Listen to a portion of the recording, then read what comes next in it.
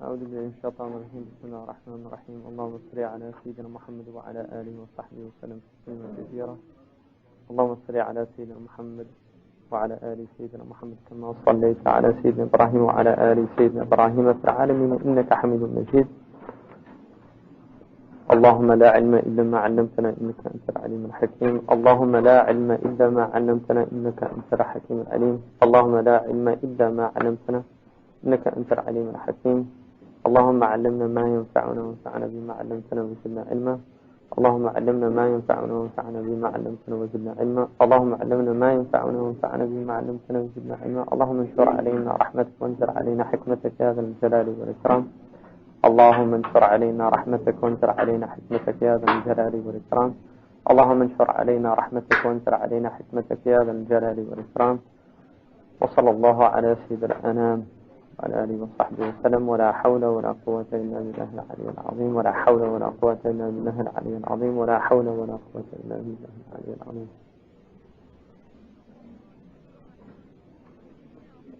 So let's go now to where we left off, inshallah. And we covered Hamza's death, right? I mean his conversion, radiyallahu anhu. Then the next where we go to is Quraysh make offers and demands. Obviously, you could imagine that Hamza, radiyallahu anhu, who he's Za'een, even though he's still young, he's in his at this point he's probably in his mid-40s, so he's moving into rujula. For the Arabs, you were a shab until you reached 40, a youngster.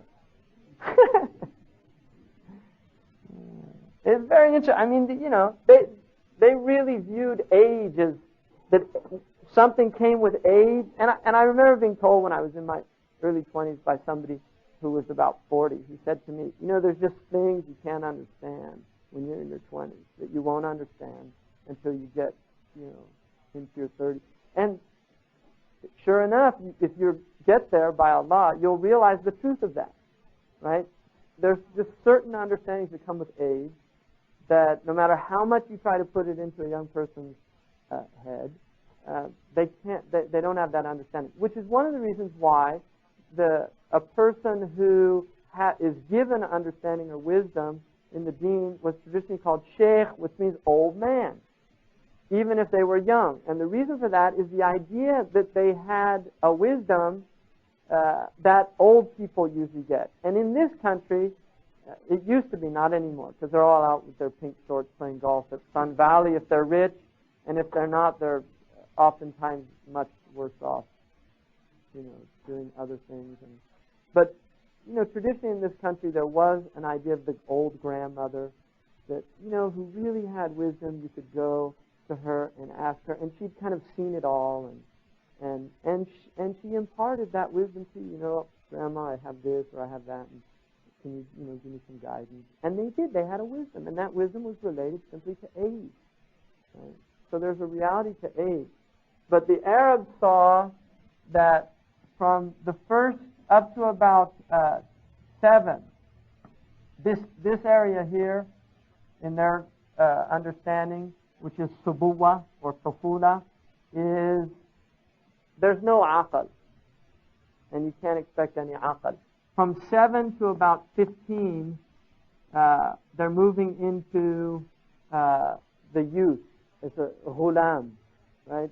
Young, and ghulam comes from a word that has to do with desire. And they begin to, you can see this kind of desire to understand, to learn, to assimilate. And then from about 15 to 40, this is your shabab.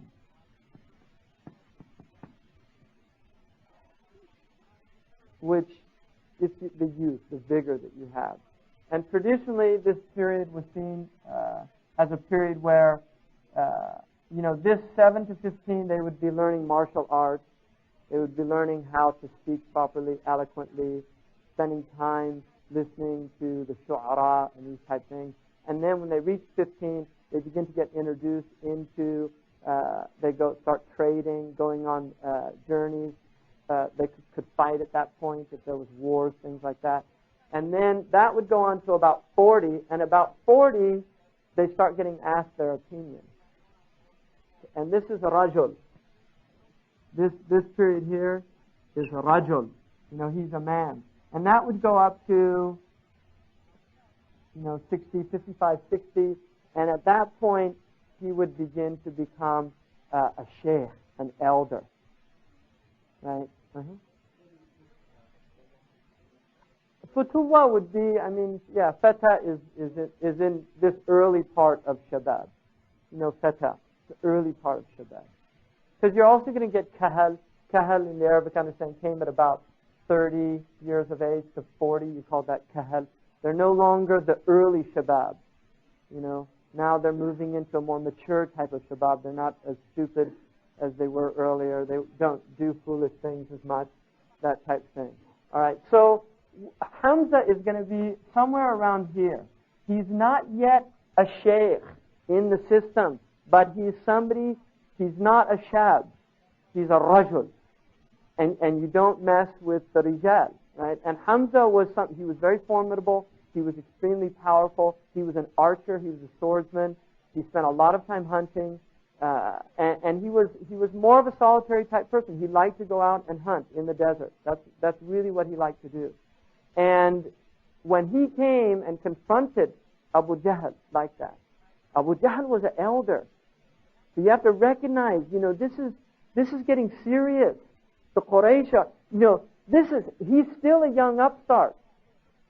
To Abu Jahl, Hamza is still a young man. He's not a sheikh. He's not amongst the nidwa. He's not amongst the elders. And he came and, threatened him and then actually physically attacked him. So this is a big affront. And Abu Jahl, who was a wretched human being during this whole period, mustahzi, making fun of the Prophet, despite that, he was called Abu Hakam before Islam, which is somebody who, he had some kind of understanding, and he obviously recognized, this is really getting serious. The Quraysh, they're talking now. What are we going to do about this? Let's offer him. Let's go and offer him. I mean, they had the idea that they actually went to him at Walid and Utban. One of the ideas was, let's tell him we'll worship his God one day and he worships our gods the next day. Right? That was one of the plans. And obviously, the Prophet ﷺ rejected it. They came and they said, look, you want money? We'll give you all the money you want. You want women? We'll marry you the most beautiful virgins in the Quraysh. You want a king? We'll make you a king over us. How's that? And each time the Prophet ﷺ, he would recite to them Quran and he would reject their offers.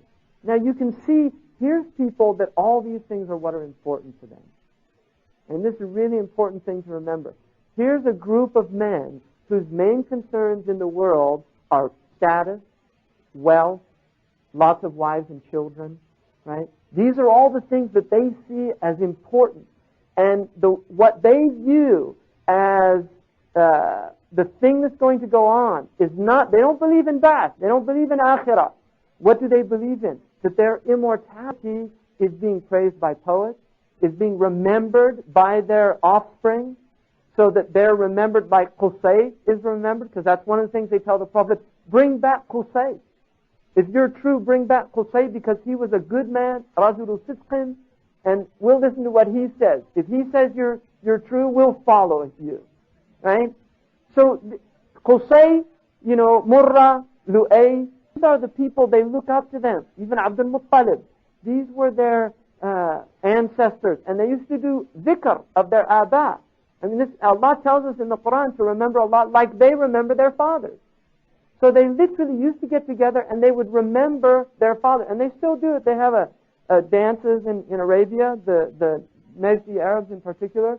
They do dances where they'll chant the names of their fathers and move in and out and do things, and they'll chant the names of their fathers. So this is really what they believed in.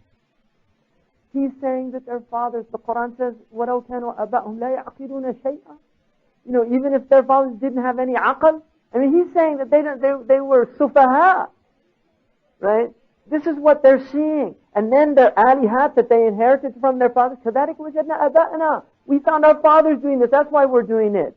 And who are you? They were great men. This is taqleed. This is a classic example of taqleed, which is why it's madmoom. Taqleed in Islam is generally madmoom. It's a low position. Why? Because, I'm doing it. Why? Because, this is what the forefathers said, right? This is what they said. So taqleed is understood to be, it's a weak position. There's no authority that goes with it, other than the authority of the ancestors, right? Of those that went before you. And if they had valid authority, like from Allah and His Messenger, or Allah and His Messenger through the ijma' of the community, then obviously there's an authority, like Abu Hanifa radiallahu anhu. He's an authority in our deen, because the ijma' is that he was rightly guided. So it's, don't misunderstand that about it. But the point is that here they were really being confronted with a big problem. So they go to the Prophet ﷺ and they tell him. Now, the one man that they sent there, Utbah, was not a mustahzi, which is probably one of the reasons why they chose him. He was not somebody making fun of the Prophet. He was also known, he was a clever person. He wasn't a fool. And he went there and he told the Prophet ﷺ, why don't you come and let's join, and we can do this, we'll make you a king, we'll do all these things. And the Prophet ﷺ recites to him the Qur'an. He said, are you done? He said, yes. He recites to him the Qur'an. Now, Utbah, he's Arabi, first of all. And he knows the power of words, because that's what the Quraysh knew. They knew the power of words, they knew the power of balagha. And he thinks, he hears the Qur'an, and he's knocked out. He's stunned by it. He goes back to the Quraysh, Abu Hal and these characters, what happened? And he tells them, I think we should rethink this. And they say, what's up? And he's saying, look, he has something amazing, and let's just leave him. And if the rest of the Arabs want to take care of him, that's it, they'll take care of him for us. But if he ends up, becoming this person that it looks like it'll happen if we leave him alone, mulkuhu mulkukum, wa izzuhu izzukum. He's a Qurayshi, you're Qurayshi. You see, we'll be in on it anyway. This is what he tells him. And Abu Jahl immediately says, Saharakum Muhammad sallallahu alayhi wa sallam. He's bewitched you. He did it to you. Right? So Utbah says, that's what I have. In other words, that's my opinion. He leaves them. So if you look at that situation, it's a very interesting situation for them. So they're making these demands, and there's no reply. Now, another thing in here that's interesting that he mentions is the rumor that was obviously spread around, Ar-Rahman Allam al-Quran. Right? The Rahman Allam al-Quran. The Arabs did not use the name Ar-Rahman for Allah. That was not a name that they knew. They didn't know that name. It's a fa'lan, right? Is a sifa mubalagha. It expresses a type of exaggerated form, hyperbolic, extremely merciful. They didn't use that. They had Rahim, but they didn't have Ar-Rahman. And so they asked him, Ar-Rahman, what's Ar-Rahman? What is this? Well, some of them said, like as some type joke, there's a man from Yamama named Rahman, and he's teaching the Prophet ﷺ these things. So they come to him, and they're making fun of him, and they say, we heard you were taught by Rahman. We're not going to believe Rahman or you or anybody else, right? And then Abu Umayyah, who was another one, Abu Umayyah raised, he says, even if you came with all these things, the angels and all these things, he said, I would not believe in you. Even if you took a ladder, went up to the heavens, bring 4 angels to testify that you're who you claim to be, and then I would not believe you, even then. So this is inad, right? Inad really is the word that expresses. This is obstinacy. They're mu'anidun. This is no longer about haqq and batil. This is about knowing it and just no matter what, even if you proved it to me, I'm not going to believe it because I've resolved not to believe anything that you say. Now, the Makhzumis, there's an important thing to remember here. The things Abu Jahl mentioned. He was a Makhzumi. The Makhzumis, he says at one point, he said, look, Abdul and the prophets from Bani Hashim, they're from Abdul Manaf. He said, Abdul Manaf and us, we've been competing. Horse head to horse head. They feed, we feed. Right? They're generous, we're generous. They give water to the Hujjaj, we give water to the Hujjaj. And now they're telling us they have a prophet from among them. In other words, we can't top this one.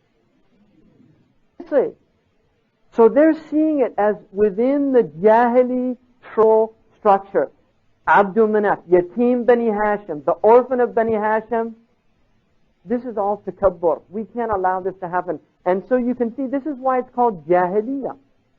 This is the time of Jahiliyyah. These are Jahili characters and they're manifesting their Jahiliyyah for everybody to see it. And for the Sahaba, it's clear as day. It is clear as day. And that's what's really important to see about these people. Now, one of the interesting things is one of the Makhzumi, who's Arqam, becomes Muslim. And he's got he's a substantial person. And each time somebody comes in from the tribe, they bring in those who are protecting them. Because this was one of the things that the Quraysh, one of the important things about somebody who wanted a position amongst the Quraysh, he had to have the ability to protect others. And that ability was related, 1, to his tribal ties, 2, to his own wealth, and 3, to a type of martial prowess that he could display when needed. So they were warriors. So when these people were Muslim, they weren't just becoming Muslim on their own, they were bringing in whatever influence and authority they had behind them. And this is really important. And this is also one of the reasons why marriage was a completely political move in their culture. When you got married, you were marrying a tribe, a clan. And so there's a lot of politics going on here during that time. One of the, in Surah Al-Isra, there's a verse in there which says exactly what they said, which is that قالوا لن نؤمن لك حتى تفجر لنا من الأرض ينبوعا. We won't believe in you until you literally make a spring come out of the earth. أو تكون لك جنة من نخيل وعنب. Or make a jannah from dates, because they didn't have dates in Mecca, it was in Medina. Make grapes and dates like they have in Medina and Ta'if. Make Mecca like that. And in another one they say, make us like Iraq, where there's all these rivers and all these things. So they're really, making fun. And فَتُفَجِّرُ الْأَنْهَارَ خِفْجِرًا. And they say, أَوْ تُسْقِطَ السَّمَاءَ كَمَا زَعَمْتَ عَلَيْنَا. Or make the heaven fall on our heads like you claim. Because the Quran says that Allah can make the heaven fall. So they're making fun. And they're really making fun of it. Make the heavens come down. Quran says that the heavens are going to come down. Let's see it happen. And this is the height of arrogance and disbelief. And then they say, أَوْ تَأْتِيَ بِاللَّهِ وَالْمَلَائِكَةِ قَبِيلًا. Or bring Allah and His angels. Let's see them. Right? أَوْ يَكُونَ لَكَ بَيْتٌ مِّن زُخْرُفٍ. Or let's see a house made out of all this gold and silver and ornaments. أَوْ تَرْقَى فِي السَّمَاءِ. Or let's see you fly up into the sky. وَلَن نُؤْمِنَ لِرُقِيِّكَ حَتَّى تُنَزِّلَ عَلَيْنَا كِتَابًا نَقْرَأُهُ. We won't even believe you, even if you went up to the sky, until you bring a book down that we can read it ourselves from the heavens. And then the Prophet's commands say, قُلْ سُبْحَانَ رَبِّ هَلْ كُنْتُ إِلَّا بَشَرًا رَسُولًا. Glory be to my Lord. Am I nothing other than a human being who happens to be a messenger? In other words, you're asking me to do these insane things. I'm a human being, but I'm a messenger, which does not mean in any way that he did not have miracles. He did, right? Because the point that he's making here, and in another one he says, مَا أَنَا بِفَاعِلٍ ذَلِكَ. I'm not going to do that. وَمَا كُنْتُ الَّذِي يَسَلُ رَبَّهُ هَذَا. And I'm not from those who ask their Lord things like this. In other words, I didn't come for dunya. I'm teaching you something that's better than all this stuff that you worship. And so Allah subhanahu wa ta'ala responds to them and all their challenges to see miracles and all these things. Allah says, لو فتحنا عليهم بابا من السماء فظلوا يعرجون فيه يعرجون لقالوا إنما سكرت أبصارنا had we opened up to them a passageway into the heavens so that they could actually ascend up into the heavens, they would have said, our eyes are bewitched. بَلْ نَحْنُ قَوْمٌ مَسْحُرُونَ. We've been put under a spell. And so the point is, this is always a way out. No matter how much proof you bring them, they're always going to find something to say. And this is what they said. He goes, chapter 23 about wonderment and hope, is really, I think there was a really good point made in there, and that is, this idea that it's such a different vision of the world, right? That Islam came in the midst of these people and brought such a radically different understanding of what's important in the world. And another thing to remember also is the fact that the Prophet ﷺ, because he's offered all of these extraordinary things, he's offered to be king, he's offered wealth, he's offered women, he's offered position, power, all these things. What we're being told here is, and this is really an important point, is the naysayers and detractors of the Prophet ﷺ, if they say he only wanted power, why, when he was at his most persecuted in Mecca and he's offered power, he refuses it? They're threatening him death. Right? They're threatening to kill him. They're offering him to make him king. They've never had a king, the Arabs. The Quraysh are saying, look, we'll make you Malik. If you want to be king, we'll make you Malik. It's not what I want. We'll give you wealth. It's not what I want. We'll give you women. It's not what I want. So all these mughriyat, right, these seductive things that he's being offered, that many, many men have easily fallen by the wayside. Many, many, even great men, right? The downfall of many a great man is power, wealth, women, right? All these things. And vice versa for the women as well. So the point is that he's offered all these things and he doesn't take them, sallallahu alayhi wa sallam, which is really one of the great proofs of his message and the truth of it. Now, another thing here in chapter 24 is important, because what's happening is things are really heating up, and there's a lot of open hostility between these Arabs. One of the Abu Lahab, his wife is Jamil, who's the sister of Abu Sufyan, who's going to emerge later. He wasn't from the Mustahzi'in, and he inherits, when Harb dies, he becomes this leader and he's very related very closely to the Prophet. His father's one of the brothers of Abdul Muttalib. So there's a very strong relationship here. Now, they convinced their children to repudiate Ruqayya and Kulthum. Right? So here's splitting families. This is a marriage, obviously, and it's splitting that. One of the, for Jamil, obviously, Uthman ibn Affan proposes to Ruqayya, and the marriage proposal is accepted. Uthman is Umawi. He's from a very powerful clan, and he becomes married. So that's obviously put the wet towel on her plans.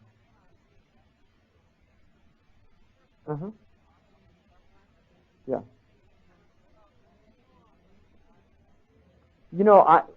He mentions in there as if they weren't. My understanding is that the marriages had taken place. So there might be there probably is a difference of opinion about that. Yeah, what was that? 68. Yeah, this is one of the things that you have to be careful in this book about. And I think the book is really good to reject it because of these things. And, the author, Martin Lane, and he is a Muslim. And so I think it's probably better to have a good opinion of his intentions. Important to note that this book was probably written more for non-Muslims than it was for Muslims, and obviously the majority of English-speaking non-Muslims are going to be Christian. So he puts in these little things that are obviously going to make Christians feel a little bit more comfortable. Here is this paragraph at the bottom of page 68 is other signs demanded by Quraysh were in fact given, but not exactly as they asked, and not in their time, but in God. There were also lesser miracles which only the believers witnessed, but such miracles were never allowed to stand in the center, for the revealed book itself was the central miracle of the divine intervention now taking place, just as Christ had been the central miracle of the preceding intervention, which is probably true. According to the Quran, Jesus is both messenger of Allah, his word which he cast unto Maryam, and the Spirit from him. And as it had been with the word made flesh, so now, analogously, it was through the divine presence in this world of the word made book that Islam was a religion in the true sense of the bond or link with the Akhirah. One of the functions of the word made book with a view of the primordial religion that Islam claimed to be was to reawaken in men his primeval sense of wonderment, which, with the passage of time, had become dimmed or misdirected. So that's not I don't know how he's making ta'wil. The outward of that is kufr, right? To believe that Isa alayhi salam is the word made flesh. If you mean by the word the kalimah, kalamullah. Because kalamullah is an attribute of Allah. And if you're saying an attribute became flesh, then that's kufr. Attributes are not incarnated, nor are they imbibliated. They don't become books. So that's a really important, and that Montgomery Watt is the first person I know that brought that idea into Christian missionaries as a way of trying to reconcile or to draw near the Muslims in their understanding to the idea of Christ as the God incarnate. So that just people really have to cancel that out. That is just simply not a Muslim doctrine at all. I don't know how he's going to make ta'wil or what he's going to say. You have to give people the benefit of the doubt before you condemn something outright. But the outward of that is completely unacceptable. And I don't really see any ta'wil for it personally. So I really reject that concept completely. And, it just taints the book a little bit. But this book is really, I think it's too good to throw away because of his attempts, I think, at trying to draw near to the Christian understanding. He has another little incident later on down the road. And the other thing that he put in there, which again is just simply not true, about the icon of Mary being in the Kaaba. And then he says this funny thing.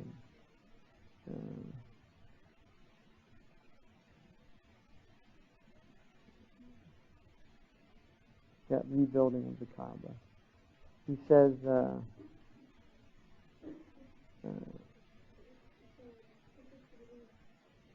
Jesus, when we say Isa alayhi salam is the kalima of Allah, it just means he said kun fayakun. That he was a result of Allah saying be, and he was. He's not the logos. In other words, in the Christian, according to St. John, in the beginning was the Word, and the Word was with God, and the Word was God, and the Word was made flesh. Right? I mean, that's their belief. That's the Neoplatonic doctrine of the logos. And the logos is this eternal. So they call the Son the logos.